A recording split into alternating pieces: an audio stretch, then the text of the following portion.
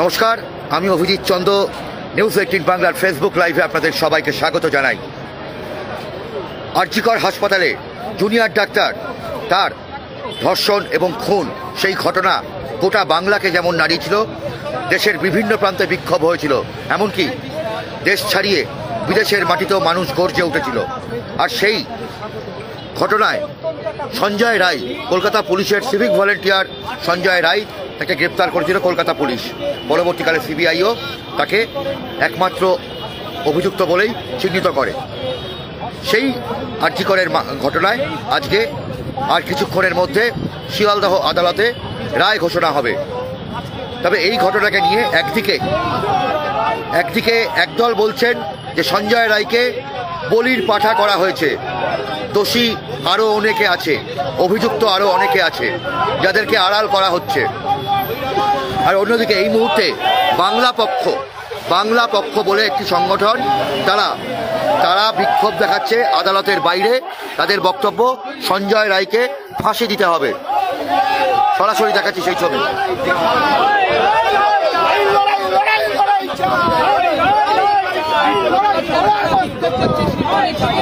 Police এই মুহূর্তে বলছেন যে অন্যত্র সরে যেতে। দেখতে পাচ্ছেন পুলিশ, বাংলা পক্ষের পক্ষ থেকে বলা হচ্ছে যে যারা এই রাজ্যের বাইরে থেকে আসা ভিন রাজ্যের মানুষ এরকমভাবেই এ রাজ্যে এসে বিভিন্ন অপরাধমূলক কাণ্ড ঘটাচ্ছে। অন্যদিকে জুনিয়র ডাক্তার সহ নাগরিক সমাজের একাংশ তারা বলছেন সঞ্জয় রায়কে বলির পাঠা করা হচ্ছে, দোষী আরও মানুষ আছেন, অভিযুক্ত আরও অনেকে, তাদেরকে আড়াল করা হচ্ছে। এই নিয়ে চাপানুতর চলছে।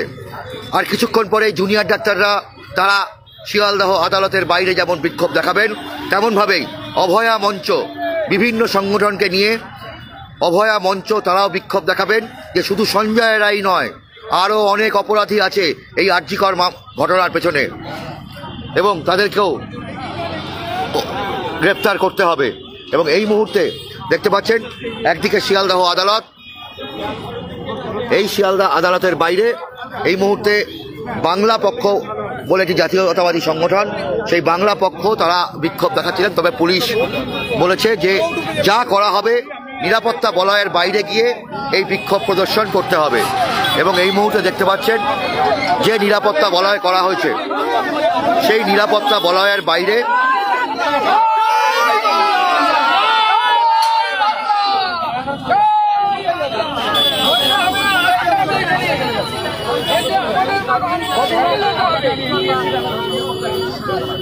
পুলিশের পক্ষ থেকে বারবার করে বলা হচ্ছে যে নিরাপত্তা বলয়ের বাইরে বেরিয়ে, নিরাপত্তা বলয় এবং যে ব্যারিকেড করে রাখা হয়েছে সেই ব্যারিকেডের বাইরে প্রত্যেককে যাতে সরিয়ে দেওয়া হচ্ছে, যাতে কোনোভাবেই কোনো অপ্রীতিকর ঘটনা না ঘটে বা কোনো।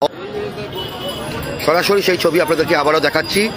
মাঝে মাঝে নেটওয়ার্কের সমস্যা হচ্ছে, তবে তার মাঝখানে দেখাচ্ছি যে কলকাতা পুলিশের পক্ষ থেকে সমস্ত রকম নিরাপত্তা বজায় রাখা হয়েছে যাতে কোনো রকম সমস্যা না হয়। তবে এই মুহূর্তে বলা যেতে পারে 162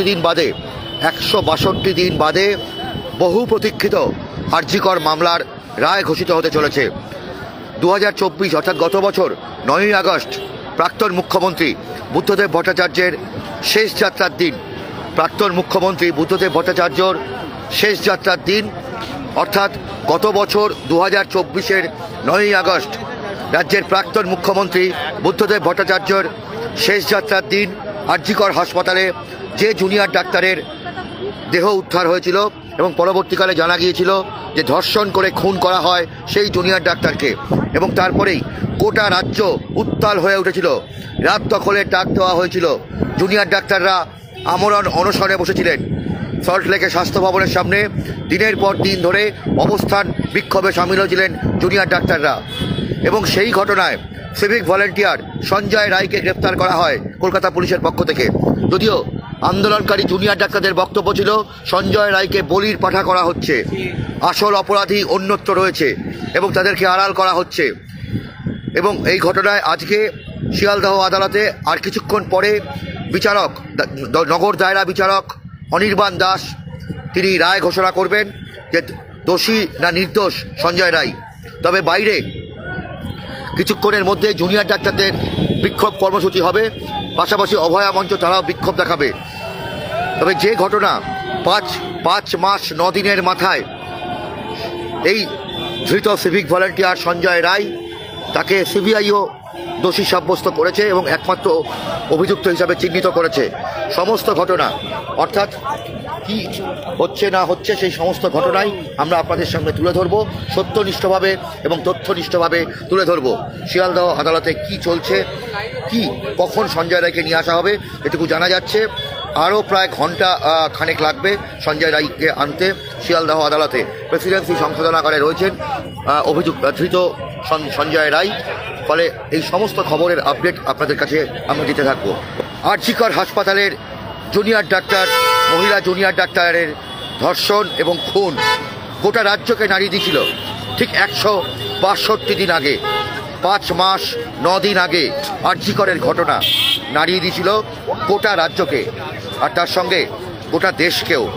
রাজ্যের সহ গোটা দেশের বিভিন্ন প্রান্তে প্রতিবাদ মিছিল, প্রতিবাদ, বিক্ষোভ, নানান ভয়ানক জিনিস। আর সেই আরজিকর মামলার আজকে রায় ঘোষণা শিয়ালদহ আদালতে। এই মুহূর্তে দেখতে পাচ্ছেন Sealdah court, civil and criminal court Sealdah, এবং সেই শিয়ালদহ আদালত, তার সামনে কড়া পুলিশি নিরাপত্তা। অন্যদিন এই শিয়ালদহ কোর্টের সামনে গিজ করছে দোকান, একের পর এক দোকান, হকার, সব মিলিয়ে একটা যে পরিস্থিতি।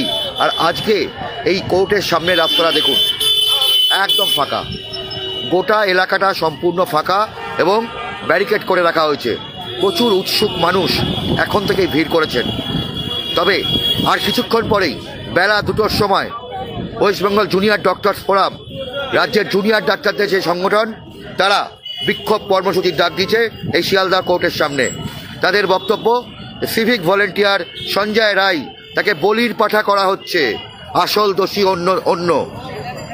একই সঙ্গে অভয়া মঞ্চ, সেই অভয়া মঞ্চ তারাও প্রতিবাদ কর্মসূচির ডাক দিচ্ছে শিয়ালদহ আদালতের সামনে। তাদেরও বক্তব্য যে সঞ্জয় রায়কে ফাঁসানো হচ্ছে, আসল অপরাধী অন্যত্র।